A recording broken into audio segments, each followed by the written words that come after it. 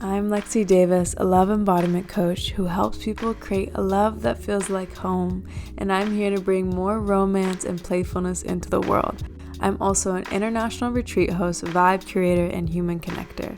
I serve people through my business, Alive to Enjoy, and this podcast where I invite guests from around the world to sprinkle their wisdom and expand your perspective so you can create the deepest love you possibly can reach in this lifetime. I also want you to live the most joyous life, whatever that looks like to you, and I hope that this slice of the internet brings you lots of smiles and helps you keep your heart open. Thank you for choosing Heart Snuggles to be in your ears each week, and I'm so glad you're here with me.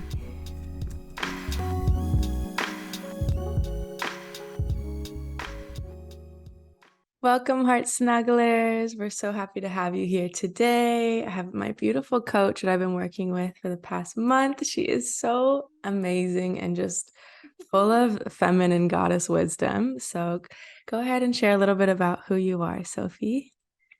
Honey, thank you so much for having me here. So, my name is Sophie Josefina. I call myself a polarity teacher, which means that I work really with masculine and feminine energies. And I do that actually in a lot of different ways. So I do that within ourselves. So I talk about like the inner dude and how like your masculine and feminine are working with each other within ourselves. I talk about that obviously in relating and really restoring the healthy masculine and feminine in that dynamic again.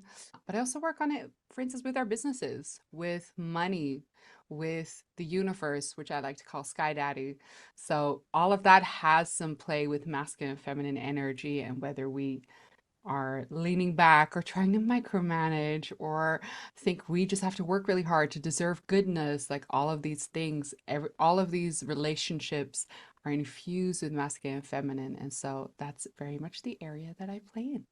It's so fun and so good. So excited. So the first question of the podcast is, what was the last random act of kindness someone did for you? The last random act of kindness somebody did for me. Gosh, that's such a good question. A random act of kindness somebody did for me.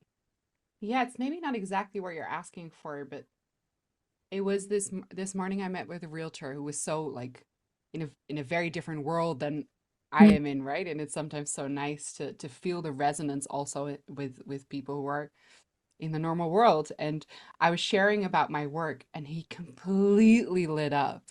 And he was like, "Oh my God, Sophie, you should work with realtors because all these women, they're so tough and they're these fighters and there's nothing soft. And I can just feel that something needs to change." And I know this is maybe not a random act of kindness, but it was just such a beautiful moment of just this like pure resonance with each other and just such a yeah, something really like clicked for him. He's like, I'm gonna send you a message about this. And I was like, yeah, go do your thing.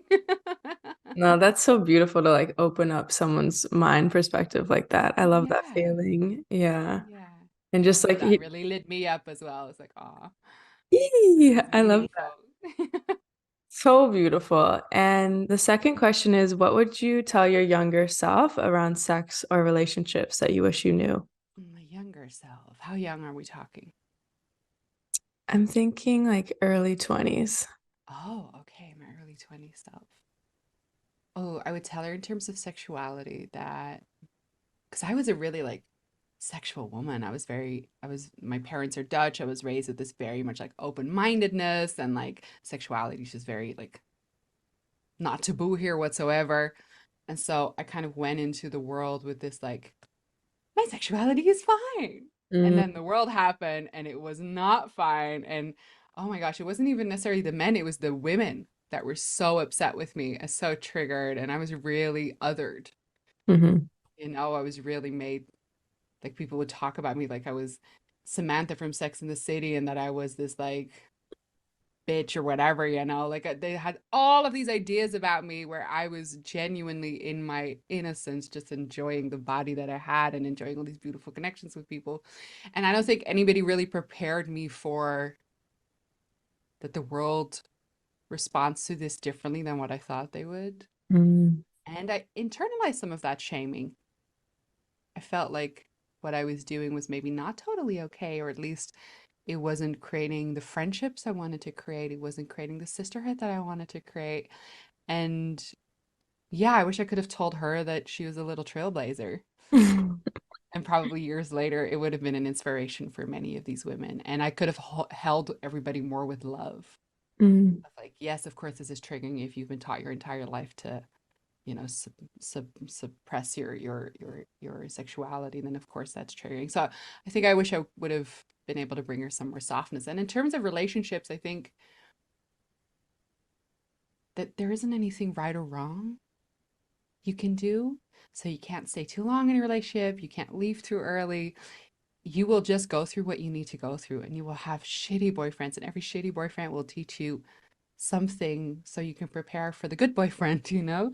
And every good relationship has shitty things and good things, and somebody that will feel your soulmate one week, it can be over the next week. So I know that I thought I met like my soulmate probably 2 or 3 times in my 20s. mm, And now looking back at it, I'm like, no, no, they were not. So yeah, a little bit of relaxation on like the big, like finding the big person, and that mhm, actually there will be many of them in your life. mhm. So beautiful. I love that. And it's so funny like how, and when we're growing up, we like think whatever's happening at home is what's happening in the world. So I can't even imagine how shocking to be so liberated so young because I only tapped into my liberation, I would say, the past few years. So, and it's still challenging today being in a society that just hasn't fully accepted that. So, how do you feel you support women embracing their divine femininity or their like true radiance because it's still like you just were talking about the realtor, unknown to so many. So what I really when I speak to people about feminine energy, I love giving the example of if we think about sexuality, about the act of sex. A man penetrates a woman so she can feel herself deeper. And I think it was a quote from Esther Perel where she says something like, "The man gets turned on by watching her Mm, in her turn on, but the woman gets turned on from being watched." And so much of like masculine femme, just the energy in the world is leading the woman deeper into herself, but also for her to be the center of attention. And so many women think, oh, I shouldn't want attention, or I should stay modest, or I shouldn't want more followers, or whatever your story is. We suppress that need to be seen and that need to be radiant and that desire to be appreciated. We suppress that so much when actually that is almost what the universe is leading you towards, to go into yourself, into the enjoyment of yourself. And so to actually give that freedom to be, at a date, in a date, what really wants to happen is that you really receive and enjoy it. You don't have to give so much back. You don't have to do so much for him. He just wants to be received by you. And so for me, all of that is radiant. So today with the conversation with the realtor, I really received his excitement and I let that light me up. mhm, And that is like for me really femininity of just receiving the world and trusting that that's enough. We don't have to give back. We don't have to do so much. We don't have to work so hard. If you think about being in a masculine energy, if I give a workshop, what fills me up is to see the enjoyment or the experience of the others. It's not the words of affirmation back at me, right? That's nice, but it's not why I do it. It doesn't nourish me that deeply. Not the same way that if I see somebody has a big experience or it was meaningful to them. So that's truly what feminine radiance and energy to me is giving space to you experiencing life. mm. Yeah, I love that's so much what I've been working on too, is that receivership. And it's so yum. It feels I'm very feminine in my core. And so it feels so good to be in that. But what I see and what I struggle with too is receivership wasn't safe. And so how can a woman switch that so that it can start to be like this pleasurable experience? Would you mind sharing what or examples of what would make it safe? Receiving and someone expecting something in return or receiving because, yeah, they're kind of trying to manipulate, receiving, we're just like, yeah, from someone that doesn't have good intentions, I feel like. Yeah, so this is also where we get to trust our own body. So when we were with somebody, and let's say they take you out on a date and they're spoiling you in all these ways, and something about it doesn't feel right, and you can feel that something about it is maybe a bit leaky, or there's some manipulation happening, or there's not something transparent, really trust your body. Because probably in that moment, there's something in your body that goes. So, something I also work on, especially with my private clients, is performative pleasure, performative receptivity. It's the being this ultra feminine woman, even when actually you're not feeling that. When actually, yes, he just complimented you, but it didn't feel good when he complimented you, right? And that femininity is not about always being, what's it called, a good girl that is enjoying herself and feeling so much pleasure. No, feminine is being true to what your body's doing. So if your body's like, I don't know, and this doesn't feel good, to express that. So to not open and be radiant when you're not, when you don't, when something in you says, nope, not here. So for me, it's not necessarily about learning how to be safe when maybe you weren't safe. It is about trusting the part of you that says, I'm not totally safe here. Mm. And then yeah, close the curtains. Do that. Nobody's entitled to your radiance. Love that. So true. And that actually brings me to another topic of when you're in your feminine, what are your thoughts on like spoiling your men? Because, as a woman, we're supposed to be in a receivership and like receive from him. So what would like spoiling your man look like? Well, if you'd ask a man that, most of them will probably give you an answer along the lines of, I love it when she brings me a cup of coffee, even when I didn't ask for it. They'll come up with these very simple, like practical things. Most of the time, they're like, oh, or that she's cool with me going away for the evening, right? They want to feel the unburdening. So Mm, that to them is the spoiling. It is her self-holdership. It's that. But I will give you an example of what I experience as like devotional act towards my men, and that is not him asking for it. It mhm, comes from within me. I had it a few weeks ago where I had my whole Saturday free. I woke up in the morning and I knew he was gonna be teaching a retreat that day. And I woke up that morning and I just thought, I'm gonna make that man the most delicious meal ever. And I spent the whole day preparing that meal. I went to the nicest grocery stores, I researched the best recipes to make this dish. I don't even remember what I made, but I had so much pleasure preparing for him. Then he came home and he was tired. He was full. He didn't want to talk, He just wanted to eat and just like crash on the couch and watch Netflix.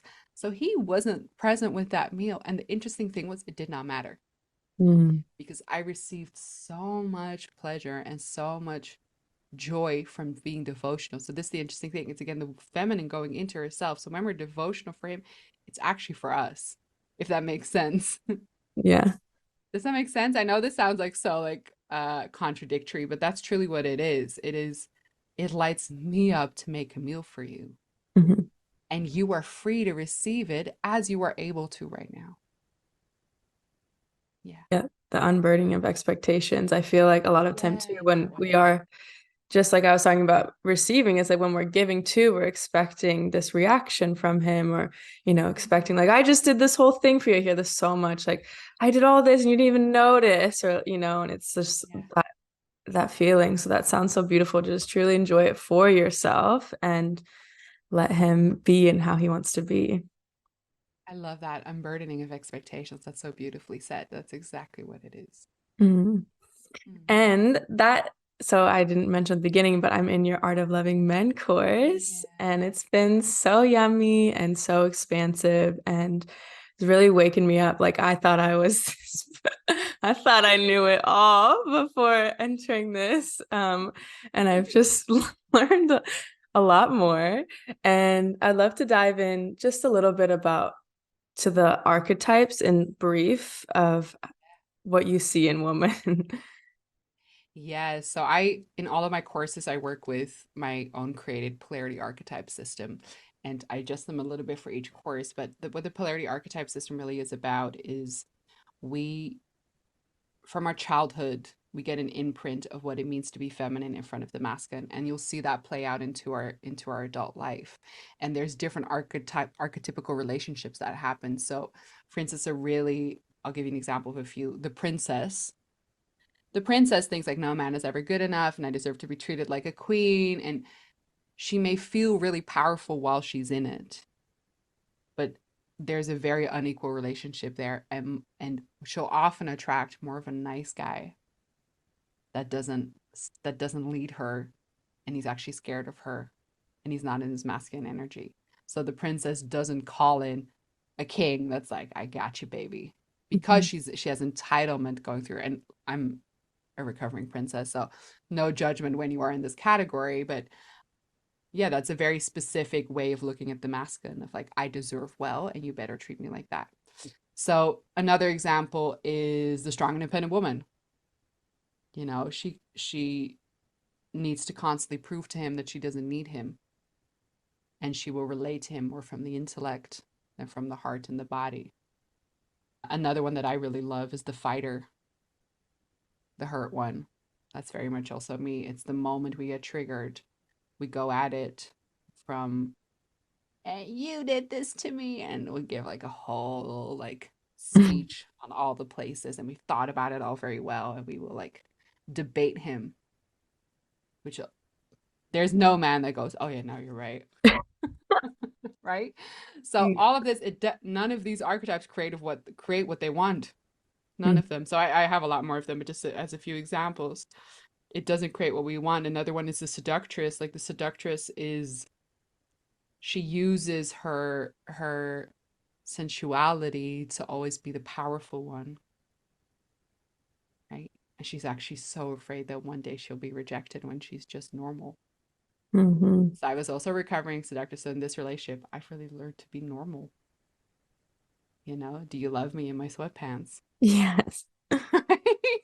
Totally different. Do you love me when I spend a week in my sweatpants? It's totally different kind of playing field. So all of these archetypes have really beautiful invitations of how to soften them, how to allow them to grow up into the mature archetypes. So princess can become a queen.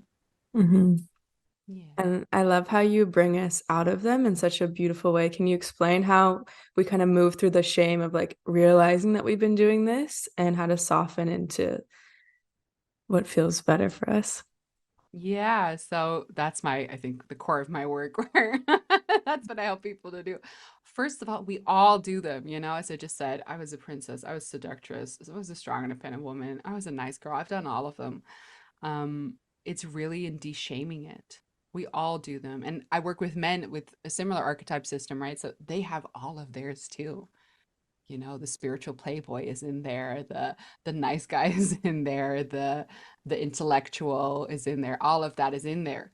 So we all have this. We all have that. We didn't get an imprint of what healthy masculine feminine relating is. So what I really like to do is, I call it shadow bragging, or like, let's just brag about the strangeness that we get up to, like me.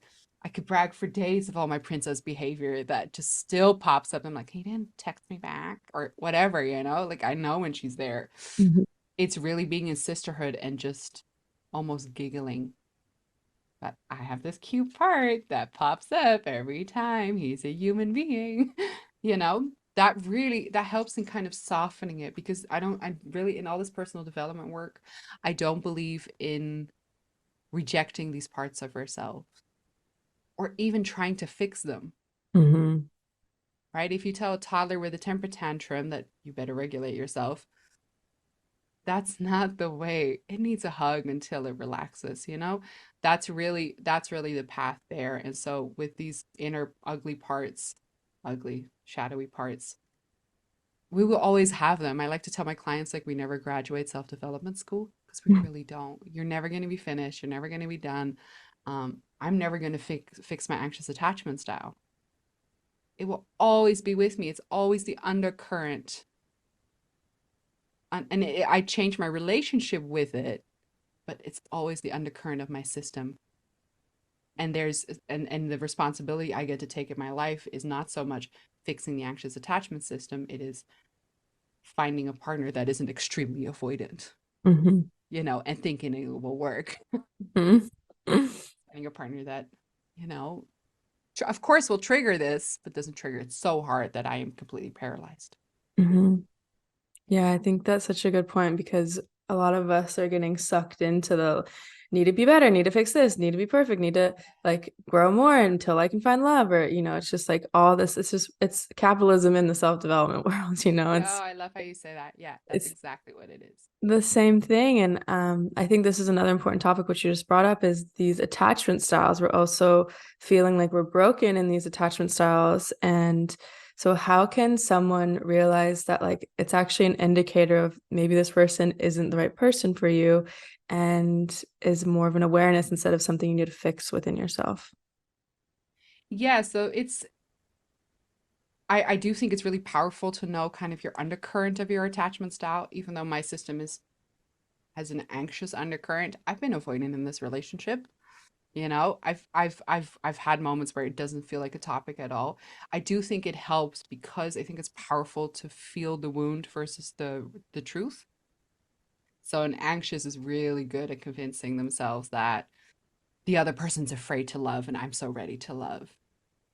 And there is some truth to that. And there is also a wound that plays out, the urgency, somebody who's on the more avoidant side of it all saying, I need space, I need to be alone, let me be. That is there's a truth to needing some space, and there is a wound that is urgent. That's why I think these frameworks are really important to have some self-knowledge, but it's not to pathologize yourself. It's not to beat yourself up with. It's not to think, oh, I can't get love because I'm more anxiously attached. No, it is really truly there to actually be kinder towards yourself. I now know sometimes my man triggers my anxious attachment. That doesn't make it wrong. That doesn't mean that I should deal with all of it by myself. It's really nice to actually be able to mention it. So he needed some space this weekend. He needed 3 days alone. And there was a little part of me that went, doesn't mean you don't like me anymore. There's a little part, and I can mention it like that. I'm like, oh, there's a little girl in me that is scared when you do that, and she is also here. So it's I think it's nice to have it for to be able to actually step into the vulnerability rather than into the response. Right? When I wasn't aware of these frameworks, I really would act out my anxiousness, and I would be with men that would really act out their avoidant without any realization of kind of the forces that are taking over. So I do think it's powerful for that. And what it really helped me to do is if I was on a date and on day two, the guy was clearly avoidant as hell because that was what I was so attracted to, I knew I had to walk away because it was like my kryptonite. I knew that if I would continue dating this person, I would get obsessed. And so the maturity did kick in at a certain point. I was like, I get to, I need to step away from this Mhm. because it feels really attractive, but actually I am constantly so unsettled. And that's actually not what I want for myself. So when I met my current partner, he really, the moment I met him, everything felt really calm. And I actually thought I was bored. Until months later, I was like, oh, this is what safety feels like. I had no idea. Yum. So good. Yeah, and I mean, even in my past relationship, like every time I would just be vulnerable, everything would shift and we both would soften and like it feels so good. Even just when you said that, I felt the essence of relief. And so yeah, just remembering that when we can speak these parts, every so much can shift. And even if it's even nothing physically, like you and your own system will feel that. So yeah, I think that's a really beautiful reminder. Yeah, vulnerability is really the antidote to probably everything that comes up in relationship. And it takes some work to realize what is and what isn't vulnerable. Mm. I can use emotions to not be vulnerable, right? That's Mhm. like we have to call out both men and women in the things that we do that are maybe not so pretty. This is something women can are very good at, where we will use emotions. Actually, it looks very vulnerable, but it's not. I can be in my anger, but actually I'm attacking him. Mhm. I can be in my tears, but actually I am trying to guilt trip him to hold me, right? We can do these things, and I've done them many times. So to find true vulnerability where it's actually more us with ourselves showing that to a person rather than trying to get the other person to do something or to feel something or to realize something, that's when the real vulnerability comes in, because it's not about them.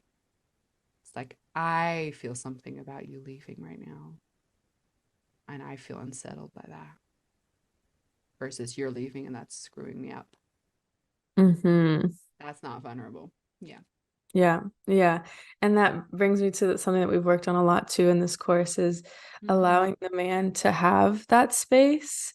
And can you explain why men love that? Well, I think the masculine and feminine process and digest very differently. So if you look at, I'll give you an example. My mother passed away 8 years ago, and quite suddenly. And after I was only 25 at the time. When she passed, I really dealt with it by going on retreats, spending a lot of time with girlfriends on the couch, watching movies. I was very much cuddly and in process with people. That's what I really wanted to do. Whereas my brother, like I took like 2 or 3 months off work. My brother, he went back to work within 2 days. And at that time, I judged him for it. I thought, oh, he's walking away from his problems. He doesn't want to deal with his grief, blah, blah, blah, blah, blah. I made this whole story, and now I understand that men and women digest differently, masculine and feminine digest differently. And it's not to make it completely black and white, but masculine and feminine energies tend to do it like this. Masculine energies tend to want to empty themselves. So they want to be the monk in the cave meditating. They want stillness. They want often aloneness, to not so much fill up, but to empty. The feminine wants to fill up with the girlfriends, fill up with the experiences, fill up with the retreats. She wants to fill. Actually, he wants to empty. And so I think a really beautiful place to mature a masculine feminine relationship is to honor that in men. That is his nervous system, taking care of his nervous system, and it will look different than yours. It has to look different because you are different energy. And so him needing to go to the gym, him wanting to do the groceries, whatever. Like what, we had an accident with our puppy who broke his leg, and my man was just like, "Tell me, give me something to do." And I was just sitting on the couch, like crying and calling on my girlfriends and wanting to digest with them. And he was just like, "Just give me something to do. Do we need to do groceries?" And I was like, "Okay, yeah, I'll go do groceries." Because their energy has a very different way of moving, and to actually honor that and to support it. So I try to support my man as much as I can. In sometimes I might even say, I'm like, my sense is you probably need some days alone. He's like, yeah. I'm like, could you go this weekend? Yeah, I can. I'm like, great, go do your thing, you Mm. know? So, or might I need an evening alone? And to really respect that actually, and to even devote to that, just like you would like to be devoted in your part. Yeah. Yeah, I think that's such a big shift that a lot of women have no idea how to do. And I used to love to make it wrong and be like, you're not processing, you're going into work, it's just like really getting on him. And Yeah. he's confused because he's like, well, this is what feels good, So yeah, I think that's so beautiful. And I also work with men, so I'd love for you to share what can a man, how can you say it to his woman and how like hold that if she might be reacting. Well, for anybody, really, you are not responsible necessarily for the emotions of your partner, but you are part of it and you can express care for it. So if you are the one that needs some space alone and it is rattling your beloved, you can always say like, "Hey, I understand that this is triggering. It has nothing to do with you. I just need this for me. I'm gonna be gone from Friday till Sunday. I will be back Sunday at this time. I'm totally open to you calling me. In the meantime, I can't promise you that I'll answer, but I don't need like no connection. You might, but just like a clarity of what you're about to do and that you are considering the other person. So that doesn't mean that you can't go. It's just like, I understand that this is rattling for you. I see you, and I just want you to know it has nothing to do with you. I just have to take care of myself so that I can also come back with more of me for you. So when we bring it like that, there's some amazing books about also how anxious and avoidant can speak to each other in a way that settles both nervous systems. I think The book is called Wired for Love. It Mm. has lots of examples of how you can help each other out in these kind of dynamics. And I really see avoidant as the wounded masculine Mm. and anxious as the wounded feminine. And it doesn't mean that every woman is more anxious and every man is more avoidant. There's absolutely variations in that. But it has something to do about your freedom that you have to protect, or feeling comfortable with your freedom, right? And feeling comfortable with your selfness around connection. So, yeah, it's truly about a communication of care and consideration. And that doesn't mean that if you can't go, you can still go. Yeah. Does that help? Yeah. Yeah, I think that's no, yeah, it's always communication, and just remembering like that you're working with another heart, and the Yeah. like when you're in partnership, it's like you have to hold both of your, I mean, you don't have to, but it's like you have to at least consider that we're both having feelings right now. And I think that's another like big topic too, of like conflict and how to see both sides and not just be so in trying to be right, in your perspective. Yes, exactly that. Uh, Exactly that. but something else that I just was remembered when you talk about freedom is how men are always seeking more freedom and women are always seeking more love. And we'd love for you to talk about that and how you related it to like actually them needing to connect with God, both parties. So this is really taken from David Data's work. His book Intimate Communion speaks about this so beautifully. And he talks about three stages. In the first stage of relating, it's kind of like the 1950s Mad Men. She's the housewife, he's the businessman. It's not happening totally transparently and with consent, and both are feeling quite resentful, and there's a lot of tension. But it can be a very polarized relationship. In the second stage, there's a lot of communication, nonviolent communication, things are super equal, not a lot of polarity and eros happening because we're so equal, but it's a necessary stage to go through. The third stage is where we go back to masculine and feminine energies and we allow them to be free, and they might be flipped sometimes even, and they're coming from a place of consenting and intentionally going into them. Well, so if we talk about, sorry, can you repeat your last question? My train of thought was just, I know I was leading to something. It's okay. How men really desire freedom and finding that through God. Yes. Thank you. Thank Yes. you. So, in the first and second stage, the feminine will always feel like, I am not getting enough love. He's not loving me right. I'm not getting enough from this. The masculine in the first and second stage will feel some version of, I'm just not free. If I just finish my to do list, I will be free. Shit, I'm still not free. If my woman would just be less difficult, I would be more free. If I would make more money, I would be more free. If I go meditate in a cave for a year, I'm going to feel free. So both of them will have all these ideas of like, if only this, then that. The third stage for both of them are very much a realization that you will always want it and you will never, ever be satisfied. So I love sharing this with women because you will always want to be loved more. You will always want more love. You will never be satisfied. You will never be satisfied. You will always think, no more. And this is actually the gift, because when we allow the desire for more to happen without the collapse of the disappointment, that's when we actually break open to God. So in my course, Sky Daddy, this is all that we do, of just breaking open to, oh, I want it so badly. Even if I don't get it, I want it so badly. This is all I want. And it's the same for men. It is to realize that the freedom will never happen. The freedom will never happen, and you will look for it, and you will look for it, and you will look for it until you allow that search to, or sorry, that desire to almost overtake you. And how David explains it, that's when we find God.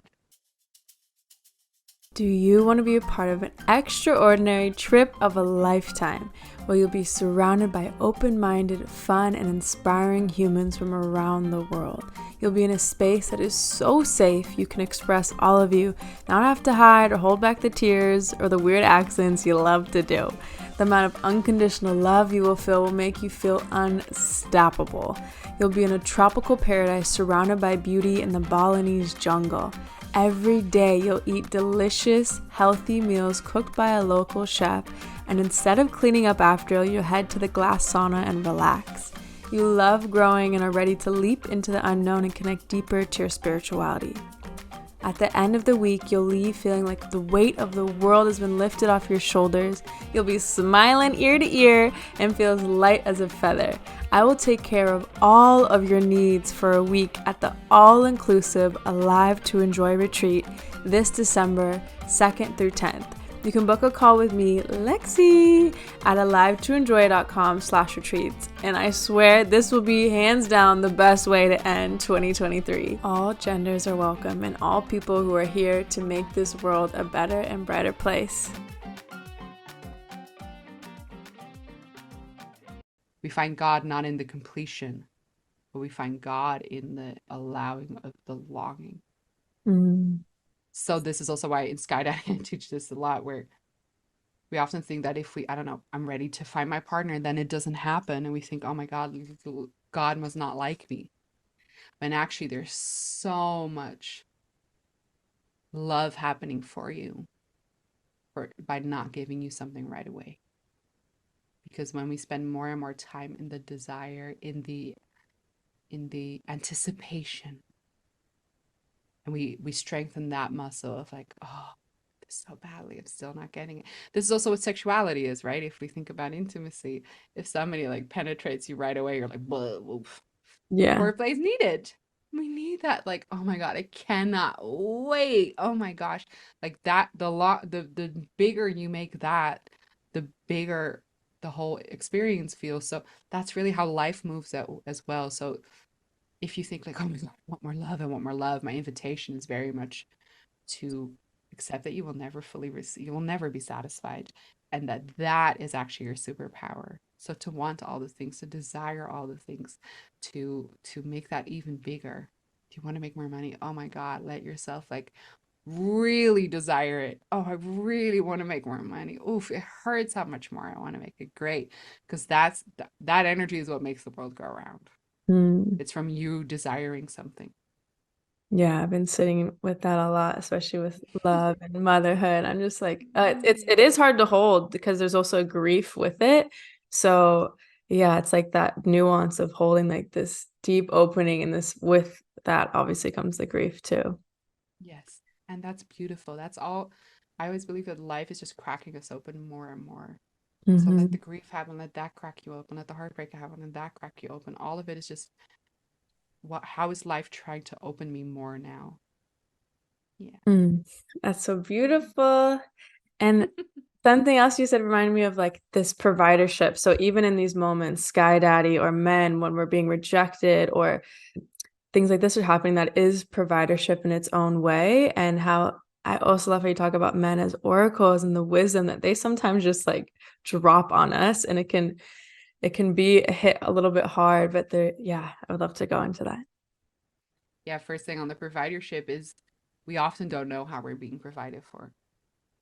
And so, I don't know, it might feel like a relationship is ending and it's the worst thing ever and unlucky you. And that might bring you to that might be the catalyst for you to start your own business. God knows, right? And that's really truly it. God knows. And to trust that I teach this in my business courses, to trust that you are always provided for. You are always provided for, even when you have no idea how. And that's really truly masculine and feminine energy. It is to not this conditional surrender. It is this true surrender. I often give the example of trusting him to get the car directions wrong. So it's not just like, oh, I'll be a passenger princess until he takes the wrong exit and then I'm going to be super annoyed at him. No, let him take the wrong exit. Let him deal with it. If that means he would get to the restaurant 15 minutes late, let him deal with it. Like fully allow him to do it right and to do it wrong and relax into all of it. So that's truly that like relaxing into providership, even when you don't really know what it's going to look like or why it's happening. So that's one part. And the second question for you was the oracles, right? So I've been playing with this for a long time. We love talking about the feminine as an oracle, and she is. There's an intuition that comes through her, there's a knowing that comes through her. But in my experience, men have a connection to something that I don't hear. And it comes through them very differently. It comes calm, often just in one sentence. It kind of stings a little bit, often a bit like, "Ooh, what did you just say?" He won't call it intuition. If you ask him about it, he'll be like, "I don't know." It's a very different frequency, but it's like, and I've had it a few times in my life where either a male friend or my father or my brother or my partner would just make one sentence and it would just hit me. It would just feel like a bolt of lightning. And it often stings a little. So I will say it has a bit of a correctional energy often to it of just like, hey honey, what are you doing? Or this is not for you. But that's actually you actually don't enjoy this. Whatever, right? It's often a bit of that. And I've started to really respect that and listen to that because I think especially as I soften more and more into my feminine, it's so beautiful to come to the men or masculine. Sometimes that's in my girlfriends to come to them and to ask, what do you think I should do? Will you help me? Will you support me? What do you think? What do you think I should do? And to just wait for the answer to happen. Because the masculine is directional. He has the erectness. He's in the driver's seat. And we want him to be there. We enjoy when he's there. So that means we also have to honor the oracle when it's there and to start respecting men in that. And this is why I love so much the work that I do, because I think, it's a necessary step, but there's so much empowerment for women, which is so beautiful, but often there's a disempowerment of the men. Mm-hmm. Men walk away, are bad with emotions. No, men have a different way of digesting emotions. I don't know. They're not intuitive. Where are all the good men? And not to say there's not no problems there. There are problems there. There are things for men to work on. Absolutely. And there's such a sacred aspect to the men around us that as a woman who wants to live her life in devotion to that, I am starting to see more and more clearly. And it's starting to lead my life. And it's so nice. It's so nice. It's so So nice not to have to do it myself anymore. oh my gosh. Yeah. Mm. After learning that, I was like how much my past lover wanted that in me, like wanted me to go to him and wanted me Mm. to ask him those things. And he would even mention it in some ways. And I was just like, I'm so used to being that strong, independent woman or Yes. not trusting fully in his wisdom and, thinking XYZ. And so, but when I've been practicing that now, I'm just like, oh, this is actually what I want is to not have to always figure it out on my own and to be guided. And that's been such a hard thing for me because I grew up, as an only child with no mother. And so it's like I've always had to figure things out on my own. Mm. But to switch that has been so nourishing and watching them light up when you ask them that question is like just a gift in itself because they're like, "Ooh." Yes. Yes. Yeah. Yeah. That's truly like I think with polarity we can create so many rules and another like whole dogma of what people should be behaving like, but this is my how I check if things are correct or if they're the truth for me in my life. It is when it lights him up and it lights me up. Or if it relaxes us, if it softens and opens us. But for instance, sometimes when I work with men and they're like, oh my God, I constantly have to take the lead. I'm so tired. Like, well, then we're actually not hitting the polarity gold, are we? There's Mhm. something about this that needs fine tuning because if it's not relaxing your nervous system, if it's not feeling like, ah, more of me, then actually we're in the wrong zone. So exactly what you said, asking him for that and him going, oh, I can't wait to share that. That's a great sign that we're striking gold somewhere in this whole masculine feminine play because something in his essence just went, oh, finally. Yes, Mm. please. Yes. And I would love to touch on that too when a man feels like he doesn't want to necessarily be in that leadership. Yeah. Yeah, in again, this is I'm basing this on how I've experienced the masculine and what I've seen to open him and also open myself. I don't think masculine's always about leading. Hmm. I think masculine's way more a little bit about structuring. So it's not about I will take you to the restaurant at 8, please be ready, which is like a version of masculine that can be very delicious at times. I've noticed that it's much more often like if my partner would ask me, "Hey Sophie, what do you want for dinner tonight?" I'm like a deer in headlights. I'm like, I don't know. Yeah. Whatever you want. But if he asks me, do you want to go for pizza or do you want Thai food? All of a sudden I could feel where my fuck yes is. And I was like, actually, pizza sounds amazing. Mm. So, and then he might say something like, okay, let me get that for us. So that is less of like that really direct leadership. It's more a bit of the structuring of the world. Is it this or this, honey? And that's what feels really good. So it's not about that constant erectness and that constant taking over. Because often I think when men feel like they have to be that and they're with a woman that feels like he needs to be like that, there's a bit of princess vibes happening, Yes. right? She's like, you Mm-hmm. better leave me the whole time. He can't. He's also a human being, just like you are a human being. You're not radiant the whole time either. You're not in your vulnerability the whole time. Try being vulnerable the whole day. That's tiring. Well, Yeah. that's the same for him. Try being your erectness the whole day. Oh my God, that's tiring. So we need to create the capacity to be with each other's humanness. He gets to have a grumpy day.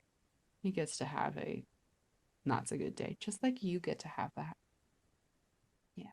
Yeah, I think that's been one of my favorite parts too, is that the humanness in both of us and how much we've disconnected from that. And that's what like breaks my heart the most is Yeah. just realizing how many of us we forget that, we expect the most out of men. And it's actually like when you sit back and look, it's like it hurts my heart.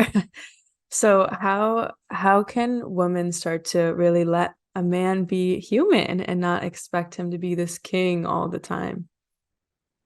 There's a little bit of self-holding involved where when he drops you or he checks his phone or he's not present in a conversation or he's grumpy, notice for many women there's an immediate response of, dude, you just dropped me. I know I have that. It's immediate. It's very quick. Hmm. Um, we need a little bit of self-holding there. You get to feel dropped. You get to feel that your masculine just left, and that feels unsettling. You get to feel that, but he's not a performance piece. He's a human being with human stuff, just like you are. Exactly what I said. You are not capable of being vulnerable the whole day either. If he would request that from you, you'd be like, oh, that's tiring. And eventually you want a relationship with humans, not with the king. I know I just said the king earlier myself, but often when women are like, I want to find my king, I'm like, okay, why don't we find you a man? Mm. You know, a man that has stuff just like you have stuff, so that you can actually grow through things together next to each other rather than being saved by somebody that has done all his work, whatever that even means. So, yeah, it's truly about seeing him as a person rather than somebody that you have to get something from. This is also often what's underneath it, right? He needs to give me he needs to give me his presence all the time. Okay, why don't we flip that script a little bit and what could you give him? What could you be not let me rephrase that. What could you be for him? When he's having a grumpy day, yeah, let's remove the word give because that makes a different interaction. What could you be for him?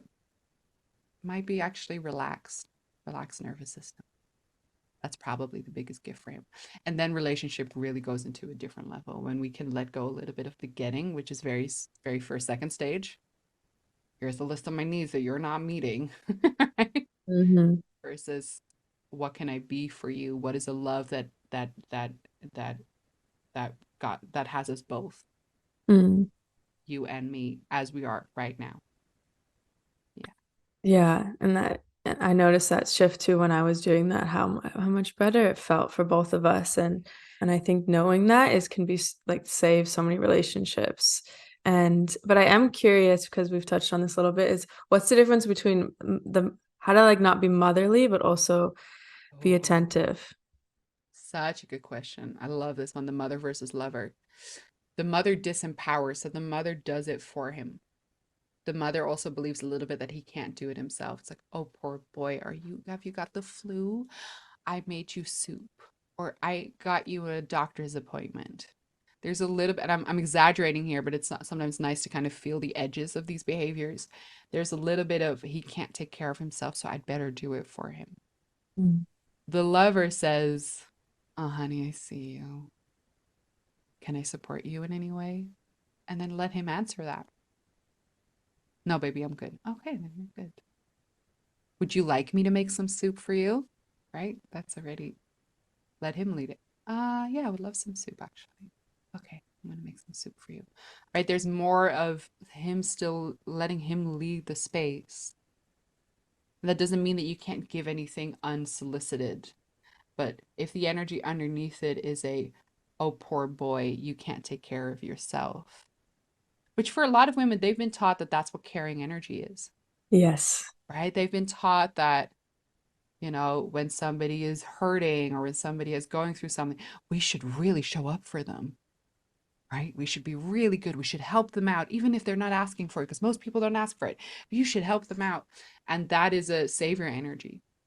Many years ago, I had a girlfriend, we're no longer friends, but I had health stuff at the time as well. And every time I was sick, she would bring me soup, which was so sweet. But I never asked for soup. But every time I was sick, she would bring me soup. And then she got the flu, and I didn't bring her soup because it's not in my system to bring people soup. And she was so upset with me for not bringing her soup. And I was like, wait, all of that other stuff wasn't a gift. It was how she thinks people should interact with each other when something's happening, which is not my value system, right? And Hmm. so often if you do you know the drama triangle? Yeah, I Yeah, see so that. often the people who are a little bit in the savior side of the drama triangle, things are not given freely. Things are given with, you'd better take that advice, you'd better eat that soup. When I get sick, you better make me soup too. So there's a covertness to it. Whereas and that is a bit of mothering energy. Whether when you show up for as a lover to your man, there's a freeness. He can also say, I don't want soup. Actually, leave me alone. I'm just leave me alone for 3 days and I will be whatever, right? He will to trust him a little bit in that he will take care of himself. And that, let me give one nuance to that. So let's say he has a terrible flu and you're starting to get worried and he's not going to the doctor. You might still bring to him, honey, from the vulnerability. I notice I'm starting to get worried because I see you're getting really ill and you're not going to the doctor. And I notice I'm losing trust a little bit that you will take care of yourself. And I'm starting to get really afraid. That's something different than you're not taking care of yourself. You're not going to the doctor. You should. You're a grown up, right? Right. Hmm. So you can still bring what the contraction is in you, but the mother would have made the doctor's appointment for him. Yep. I said, hey, baby, on Friday you're going. And then, Does that answer your question a little bit? yeah, it does. And I feel like Mhm. so many women carry so much resentment towards a man of, Yes. if I'm his mother. It's like, well, then why are you being his mother? Yes. Yeah. Yeah. It's like, I always have to take out the trash. I'm like, then stop taking out the trash. It's Mm. so, then it doesn't get taken out. I'm like, just wait. At one point, it's going to bother him. And that might be much later than it bothers you, but at one point, it will bother him. Hmm. And I think And that's you can share your own experience like, oh my gosh, I feel so annoyed that these garbage bags are still here, which is a different energy than, dude, you still haven't taken them out. So, yes, often when women are more in the mothering role, there's also we're also allowing that to happen on our side. Yeah. hmm. And I think that's another good point of what you've talked about too is like with getting your needs met and expecting him to do things a certain way, or like you said, like I made you soup, so you make me, or I made you tea, so where's my tea? How can we kind of release that and see how men do give to us and appreciate that? Yeah, a really interesting one is I think, especially the feminine towards the masculine, we have a very specific idea about how we think our needs should be met. So let me give you an example. I have a need for words of affirmation because I have a need to be appreciated. So I had a certain years ago brought to my man that I didn't think he was appreciating what I do in my work because he never said the sentence, Sophie, damn, you're really good at what you do. I see you. He never said that sentence. He said, but I do appreciate you. I'm like, well, I wouldn't know. He's like, what are you talking about? Every time you give a workshop, I make you food, I make you a nice meal, I make sure the dog isn't barking, whatever, I make sure you're taken care of. I'm like, oh. So a big part of the work actually for the feminine is to see how he's giving his love freely and intrinsically to you. And that is going to be different always than what you think it should be. But here's the thing, you even if you had a list of this is how my needs should be met, you actually don't want him to listen to that list completely because then he becomes your lapdog. He becomes your like you're actually in control of the relationship then. If I Mm. tell my man like I need you to tell me every day that you've got me and that you see me and that you respect me and then I'm freaking good at what I do. If he would do that every day, he's not going to feel good about it because it's going to feel like he's submitting to something. He's not in his leadership. And it's going to feel icky to me too. So part of it is that your needs are not going to get completely met the way you want them to. That's part of relating, unfortunately. And that makes everything so gray and complicated. I know that. But often when people come to me with this resentment, I ask them to sit with for a moment how his love is intrinsically and freely given to you, because it is there. And it might be as small as him making you a cup of tea, but for him, that's big. Mm. Yeah. Yeah, there's so many questions coming in. What about like I know we've dived into this a lot, but but one is like, what about if you want like flowers or something like this, and how can you kind of like invite this in, or do you just give up on it? No, you don't have to give up on it. Here's the thing, the moment you don't let him free, he's not going to want to do it. And if he does it, he's not going to feel good about it. So the nice guy will do it, but secretly be really resentful about it. So the moment you say, oh my gosh, I'd really love some flowers from you, his nervous system will likely go, yeah, no, I'm not doing that. But yeah, this is how I do everything in polarity. I'm literally feeling like how I would bring it to my man in a way that would open him. Mm. So this is also how you can check it for yourself. Like think about the most masculine person around you. How would you bring it in a way that would open him? Mm. I think I did it once in our relationship where because he doesn't buy me flowers ever, where I did make a comment like that one day I would love to be surprised by flowers. But I Mhm. said one day and I shared with him how that would make me feel.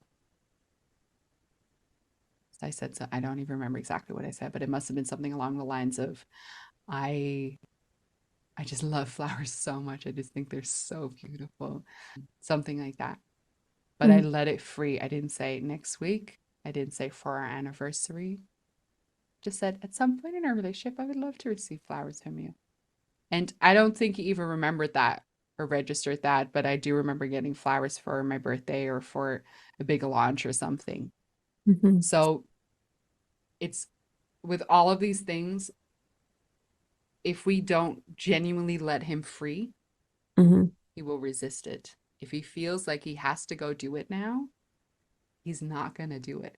I can guarantee you this. And if he does do it, he will resent you for it. So if you say something like, oh, I'd love for you to rub my feet, it would feel so good. And he says, no. And actually, that is an unacceptable answer to you.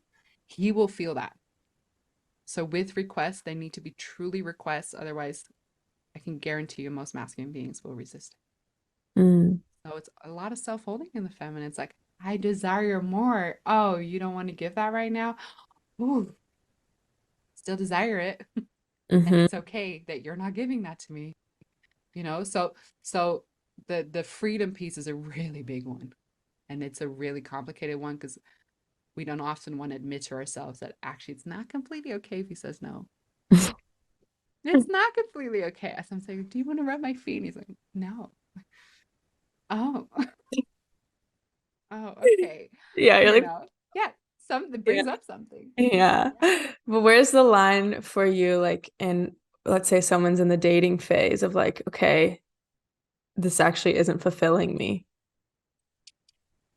Could talk about that for hours. I know. I think often in the dating phase, you'll have more anxious people that will think they should stay. You have more avoiding people that will dismiss somebody too quickly or too quickly. That will just be more on the dismissive side.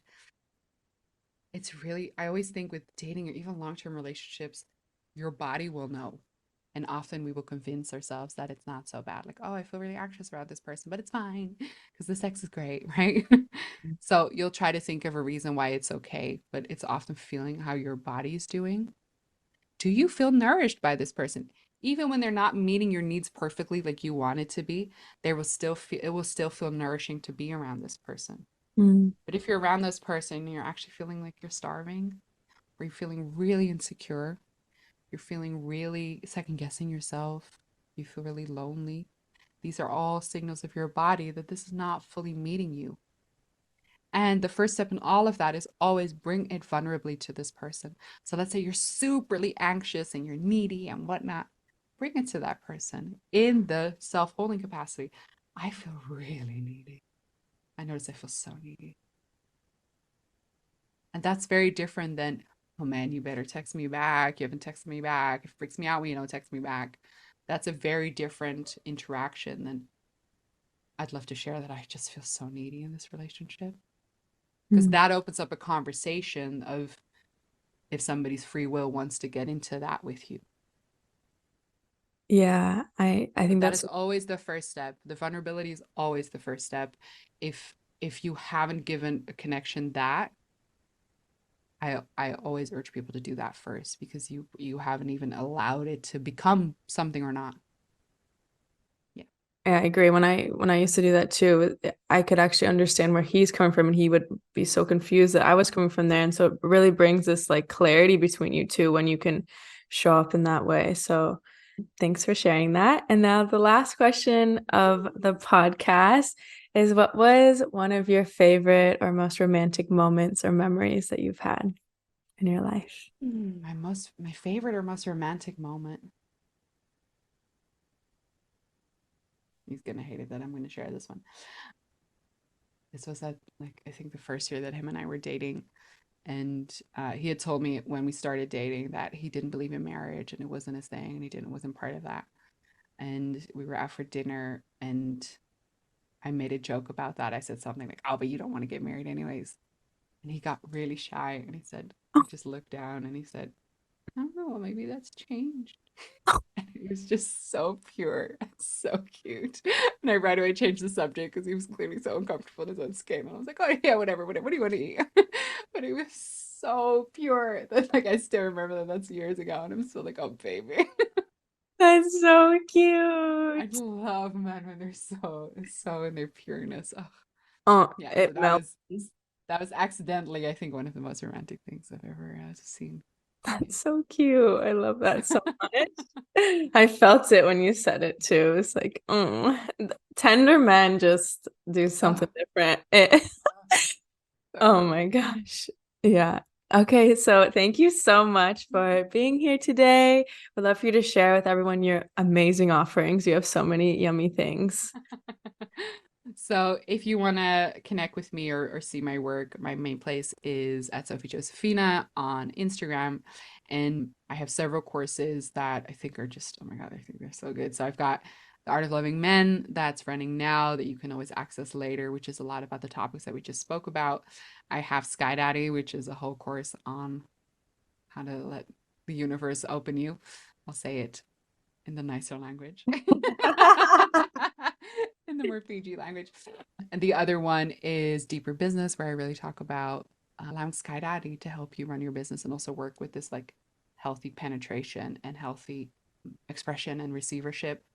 I have Deeper Money, which is all about treating money as your lover and from a masculine and feminine energy. So holding it and experiencing it and also relieving some of the spiritual taboos on money of that it's not okay to want it or it's not okay to charge something. So I think that's most of them. I have Healing the Masculine, which is kind of my big bestseller course, which I run once every year and a half, where it's like a 4-month journey where we really go deeply into the archetypes, deeply into healing our relationship to the masculine, both inside and out. So I think that's pretty much it. Do you have any for men right now? No, I used to work with men actually. We used to me and a friend of mine, we used to hold a course called The Initiation, where we said, where we as two women were initiating men into masculinity and especially how to relate to the feminine. Mm. It was probably one of the coolest things I've ever done, but I will tell you, it is hard to sell to men. Yes. And I loved every single man that was in there, and oh my gosh, it was hard to do. Hmm. A lot of ghosting, a lot of disappearing, a lot of yeah, it's so interesting. So I will at some point we will work with men again, but I think we need to change. I need to feel a little bit more of a change in I think the online coaching space for men because they're just at a very different phase, and I get that, and it's so different for a man as well to say I want help, I want support. You know, that's a very different process than for women. For women, it's a hobby. You know, it's like the core of our being. It's like, let me work on myself. This is so cool. I want to experience it all. For men, that's a very different thing. So I fully honor and respect that. But for now, we're not doing that anymore. No. But you're inspiring me a little bit. It's like a little nudge of Sky Daddy, like, hey, girl, think about it. And I've done Sky Daddy and The Art of Loving Men. Highly, highly recommend them. Thank you so much for everything. Thank you, honey. Thank you. Such a delight being here with you. Yay! You made it to the end of the episode, so now it's time for our snuggly heart breath of the day. Place a hand or both hands, if it's safe to do so, over your heart and take a big breath into your heart center. Open your mouth and let it go. I'm so grateful to have shared this time with you. If you enjoyed this convo, please share with your besties and your fam. And if you're a visual person like me, fly over to YouTube and watch the video. If you want to do a random act of kindness today, please leave a 5-star review so more people in the world can get their heart snuggled. You're helping tremendously when you do this, so thank you so much. And as a gift for doing so, I'll give you my Soften Your Heart Medi that feels like an exhale and a hug from within. When you leave a review and email me the screenshot to heartsnuggles@alivetoenjoy.com, you can also find the email in the show notes and you'll get the free meditation. Sending you the warmest, comfiest hug and lots of unexpected blessings your way. Remember that every single person just wants to be loved. So how can you be loved today?